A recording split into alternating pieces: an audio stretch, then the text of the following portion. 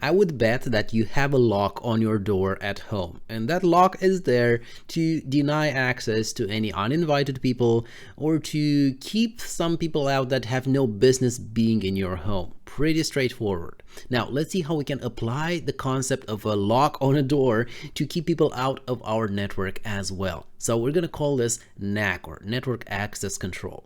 Now, NAC is a very broad topic, and it has been implemented over time in a number of ways by different vendors out there. You're going to find this NAC implementation even under different names, such as NAP or NAP, Network Access Protection. That's one of the ways that Microsoft refers to it. Other networking or security vendors can refer to this as port security. This one, I believe, was introduced by Cisco, and they actually call this feature on their switches port security. Again, really generic, really broad, because it actually applies to a lot of use cases.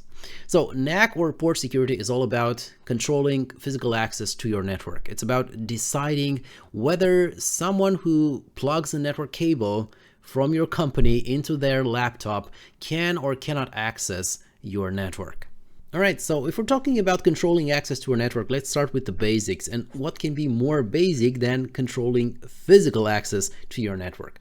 So physical security is something that is often overlooked. We try to focus so much on technology and try to think so much about advanced and complicated, complex security solution that we forget that in most cases, if an attacker or a person with a malicious intent has direct physical access to a network device, to a network port, then all that advanced technology is most likely going to be useless.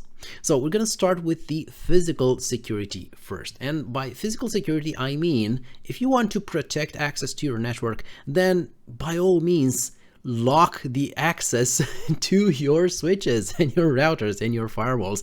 Don't let just anyone get near them and plug their network cables in there. So lock your metal cabinets, lock your data rooms, your data centers, wherever you hold those that networking equipment. Make sure that nobody else has access in there. Also, remember to disable unused ports, especially on switches. You're probably going to have a 24 port, 48 port switches, or even higher.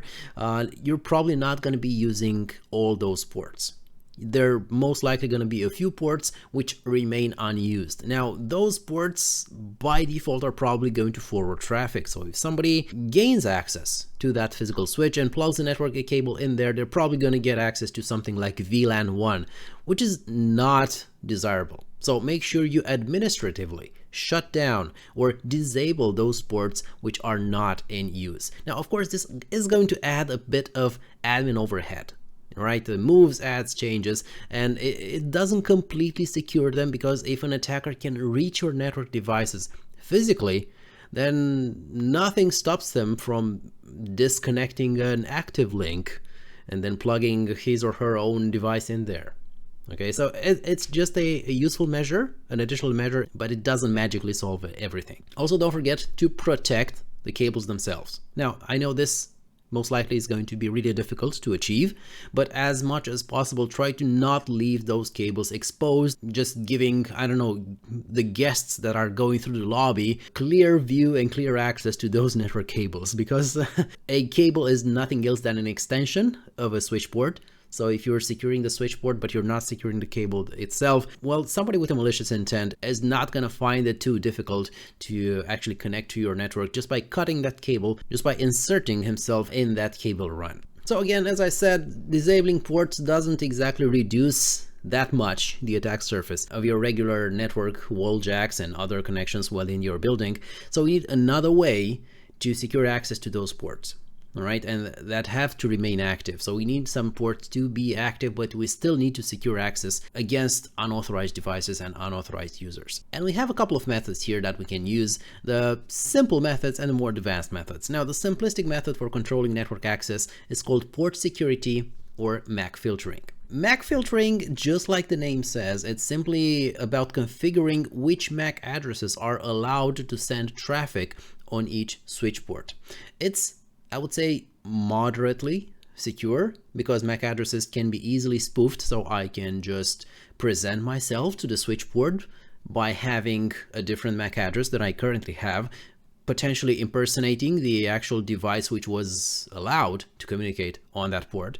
And also adds a lot of administrative overhead because all those MAC address entries have to be kept up to date. Now there are methods here and they're implemented by all major networking vendors which help us determine those MAC addresses so we don't have to actually configure each and every one of them manually. In most cases, this is obtained by configuring the switch port to remember the first MAC address that it sees on that port. So when you know that you're just configuring your network and you're just configuring your workstations, maybe your IP phones, your wireless access points, whatever you have in the office, you probably know that it is a pretty controlled environment. So whatever you plug in there, it's the valid device. So you can just tell the switch whatever you're going to see as the first type of traffic that goes through that port. Remember that that is a valid source MAC address. Remember that one and don't accept traffic from any other MAC address other than the first one you've seen on that port. Now, just to give you a short example here from the Cisco official command reference, under the port security chapter command list, if we scroll down here just a bit, we're going to find the command that actually enables port security on the switch, which is switchport port security, and then followed by switchport port security MAC address, which allows us to configure a specific MAC address to be allowed on that port, or we can just configure it with the sticky parameter. As you can see here at the bottom, switchport port security MAC address sticky enables sticky port security. Doesn't exactly explain what it does, but you can read the official explanation right here. Sticky basically means what we just said before. Remember the first address that you see on that port. Now, of course, we can also add a number of MAC addresses. So for example, if we want to allow an IP phone and a desktop PC on the same port, then we're going to allow the first two MAC addresses that are being seen on that port as legitimate MAC addresses. And by the way, MAC filtering is not a rocket science technology, so you're not going to find it just on enterprise switches. You can also find it on home routers, home Wi-Fi routers, like my ASUS router right here. Under the wireless MAC filter, I can enable this MAC filter right here. I'm going to say that I'm going to accept only the MAC addresses that are found within this list.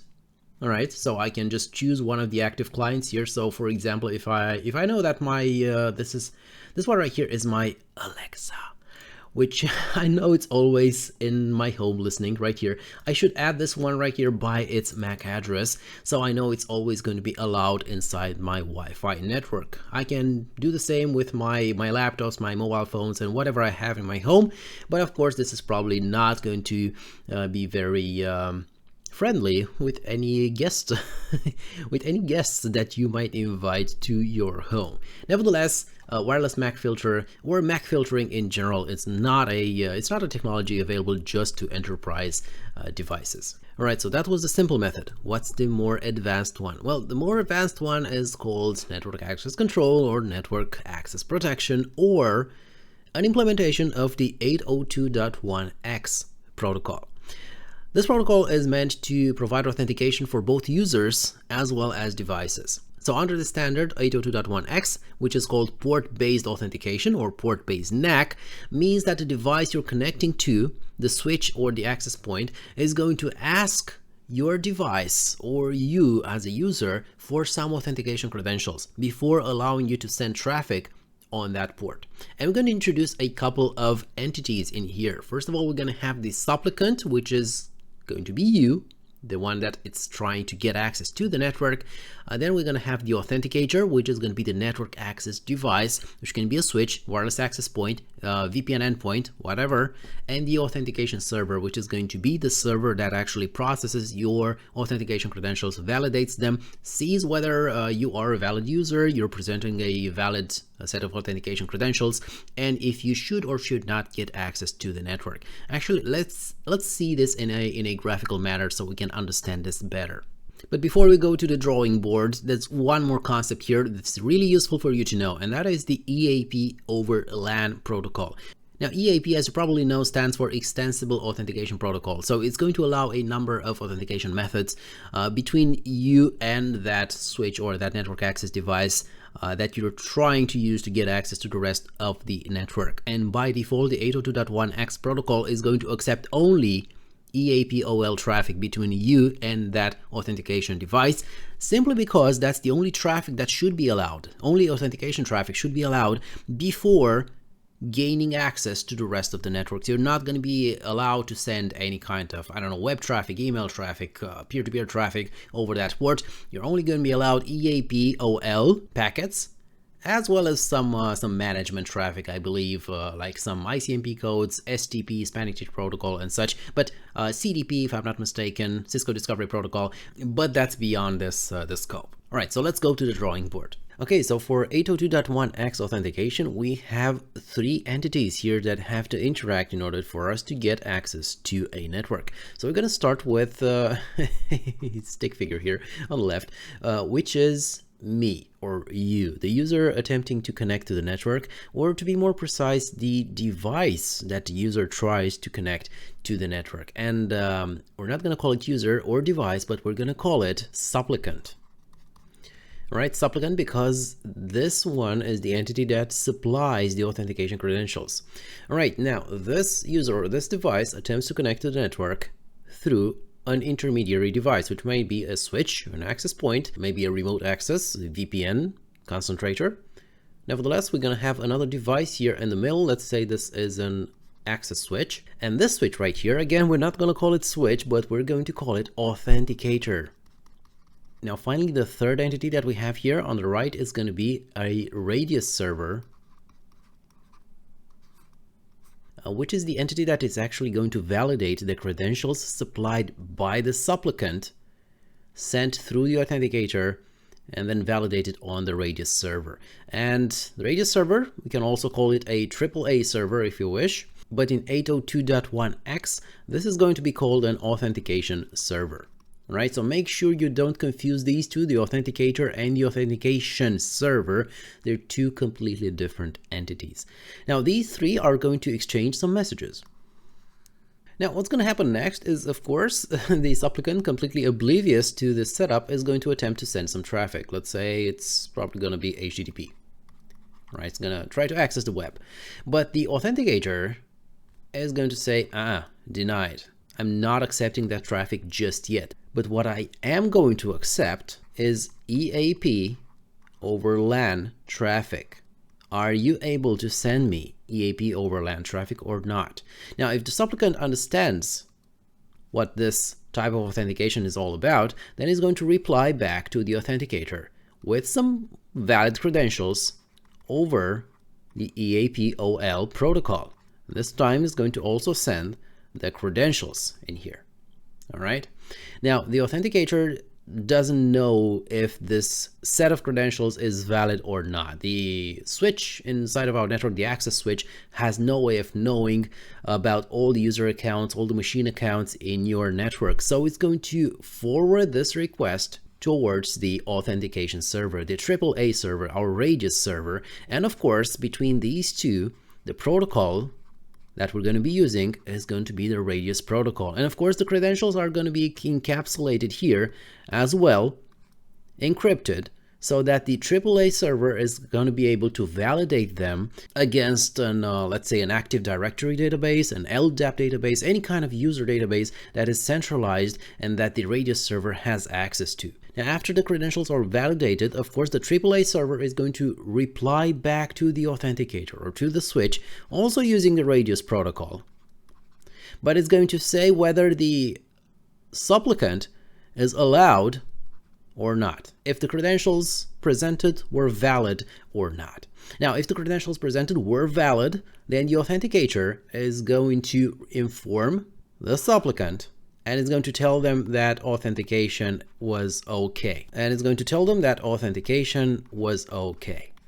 All right. So all the traffic now is permitted, which means that a specific port on the switch on which the supplicant was connected to is now configured with a customized access list according to the result of the authentication process. So if the authentication process was valid, the user was recognized as being part of the, let's say, the marketing VLAN, then the port is automatically going to be configured with the proper VLAN, with the proper access list, according to the security policy adequate for that specific user which just tried to authenticate. So now when the user tries to send their HTTP traffic, the result is going to be that the switch is now going to accept this kind of traffic and it's going to forward it to its proper destination.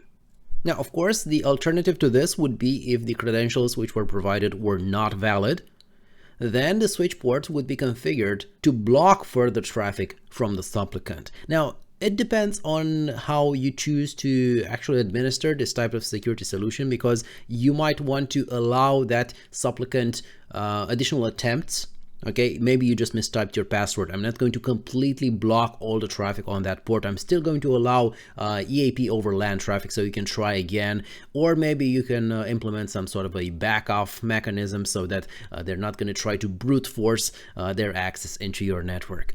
Also, one thing to mention here, when I say credentials, it's not just limited to username and password. We're basically talking about EAP right here, right? EAP over LAN. And EAP is Extensible Authentication Protocol, which means that it's a wrapper. It's a way to encapsulate a huge number of authentication methods, ranging from usernames and passwords, multi-factor authentication, certificates, even, I don't know, there's a type of authentication called SIM AAP, which uses the SIM card in your phone to authenticate onto a, let's say, a public wireless network inside of a mall or a stadium. So that's also a type of authentication. So it's not just limited to simple username and password. Okay, so we have a pretty complex authentication flow, and we're only using it to present and to validate credentials. The good news is that we can also use this flow to implement some more complex security policies as well. So we can perform some additional checks, not just those credentials that are presented by the user. Now, for example, additionally from checking a valid username with a password or a certificate, allowing access might also require a health check of the device that is trying to gain access to the network. We can look for information that indicates whether it's our device or not. Is it a company device or not, or a personal one? Or we could be looking at the current level of OS, the operating system, patches and updates. Are you using an up-to-date operating system to connect to our network, or are you using an operating system that hasn't been updated in 6 months or 1 year, and that could present significant risk if we allow you access inside of the company network? We can also look at updates for business applications, right? For the Microsoft Office suite, for example, or any other type of applications that are supposed to be used by the employees on that specific device. And if you're wondering, well, how can we get this information if we don't allow the device to connect to the network from the very beginning? Well, you guessed it, we're going to rely on some kind of an agent that runs on that workstation and is able to report back to our central decision maker inside of our network the current status or the posture of that device. And this is why we also find the term of posture validation when we perform these additional checks. We can also be using for antivirus. Do you have an antivirus? Do you have an antivirus that is allowed by our company? And does it have an up-to-date signature database? We could be looking at group membership. Which AD group do you belong to? Or to which subnet you're supposed to connect to? Do you have access to a specific subnet or not? Maybe, I don't know, for example, we don't want to allow access to through our VPN endpoints to devices that are not owned by the company. We could also be looking at the location. Where are you connecting from? And we have a number of decision points here. We could be looking at the actual network type that you're using. Is it a publicly available unsecure network, Starbucks, McDonald's type of network that you're currently connected to? We might not want to allow such devices to reach our internal network. We could be looking at the GeoIP database and try to figure out which country are you currently in and you're trying to connect back to our network. And we could also be looking, especially for mobile devices, we could be looking at the GPS position as well. But that's not something you can find implemented very often. It's most likely going to be restricted to the network type and the GeoIP database. We could be looking at the time of day as well. Are you supposed to be connecting at 2 a.m.? Well, perhaps you are allowed to connect at 2 a.m., but if we correlate the connection at 2 a.m. with the fact that, let's say at 1 a.m. you were connecting from a Russian IP address, and at 2 a.m. you're connecting from an Australian IP address, then that's probably not going to be a valid connection attempt. There's something fishy going on in there.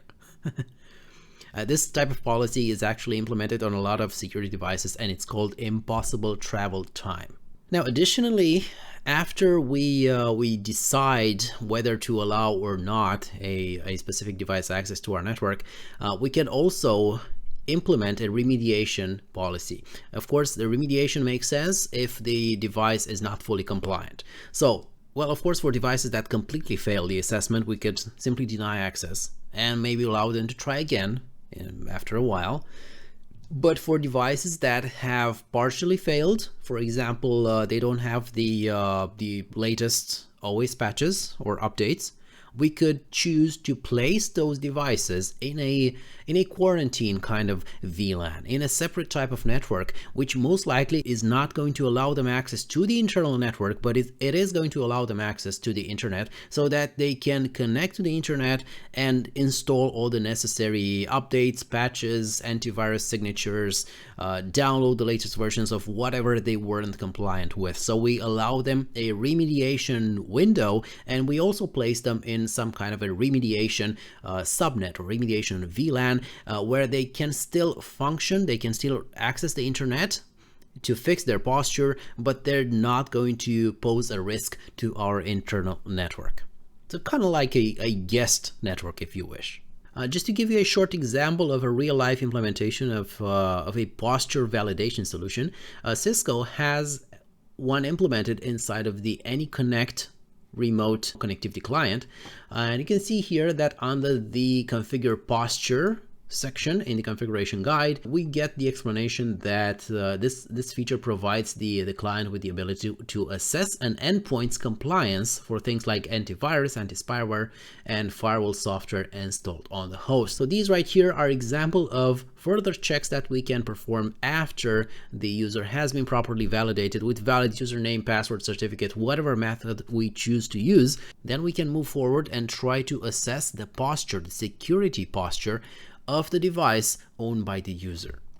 If you scroll down here, you can jump to specific sections like see what exactly are the posture checks that can be performed by the AnyConnect client, remediation options, as we talked before with a quarantine VLAN, for example, reassessment of endpoint compliance, how often or how are we going to allow that user to retry authentication, and also reassessment covers the situation when the user has properly authenticated and has been authenticated for quite some time, but periodically we might want to double check and see if that device, which has been connected for 3 days perhaps on the company VPN, is still valid. So let's just double check it from time to time and perform another posture validation just to see if the device is still compliant.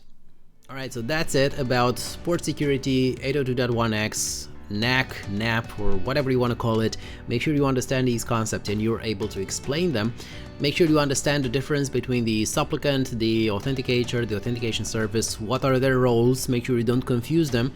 Also make sure you are able to provide at least a couple of examples of more advanced posture validation methods. Alright, so that's it for today. Until next time, when we're going to be talking about Identity and Access Management, or IAM, I wish you good luck, and if you found this useful and informative, like and subscribe. See you next time.